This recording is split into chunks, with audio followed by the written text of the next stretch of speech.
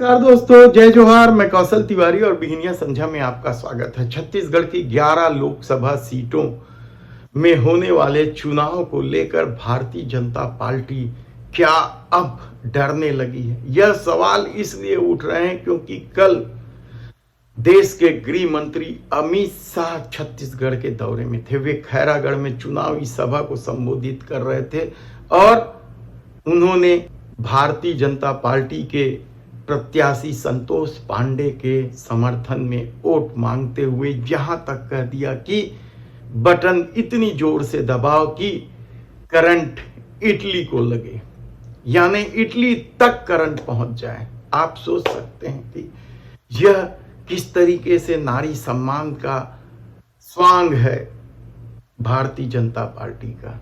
यानी इटली का खौफ अभी तक नहीं गया है। इटली ने क्या किया है?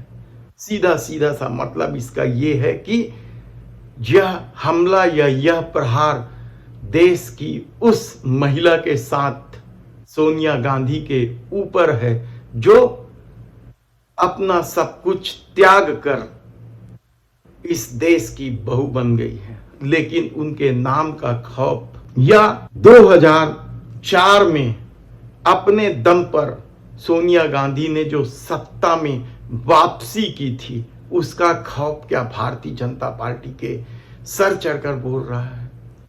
बेहद ही दुर्भाग्यपूर्ण स्थिति है इस देश के लिए कि एक बहू जो बहू बनकर, बेटी बनकर गांधी परिवार से जुड़ी है, उस पर बार बार प्रहार किया जाता है। यह किस तरह की राजनीति है? एक तरफ भारतीय जनता पार्टी के पुराने नेता राजनीतिक सुचिता की वकालत करते थे, राजनीतिक सुचिता को लेकर लंबे चौड़े भाषण करते थे, लेकिन किस तरीके से इस दौर में भारतीय जनता पार्टी डरी सहमी हुई है, इसका अंदाजा आप इस बात से लगा सकते हैं कि अब भी वह लोगों से कहते घूम रही है कि इतने जोर से कमल का बटन दबाओ कि उसका करंट इटली तक महसूस हो।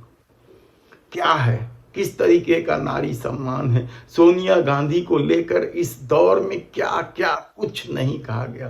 देश के प्रधानमंत्री तो संसद में भी सोनिया गांधी को लेकर क्या कुछ नहीं कहा, विधवा से लेके पता नहीं क्या क्या। और कांग्रेस इस मामले को लेकर खामोश शायद इसलिए रही क्योंकि कांग्रेस के नेता शरद पवार ने विदेशी मूल का मुद्दा उठाते हुए अपने को पार्टी से अलग कर लिया।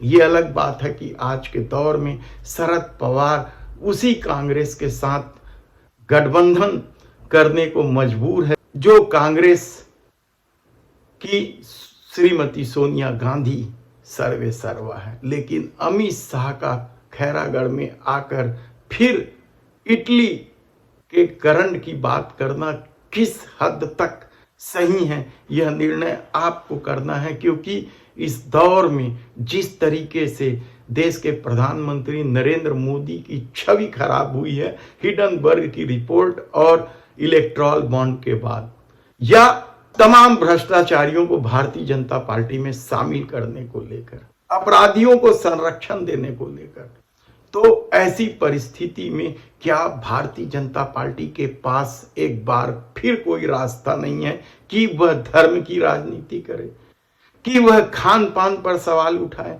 कि वह छद्म राष्ट्रवाद की बात करे, या फिर गांधी नेहरू परिवार पर निजी हमला करे? सवाल आप खुद सोचिए कि राजनीति को किस हद तक नीचे गिराया जा रहा है।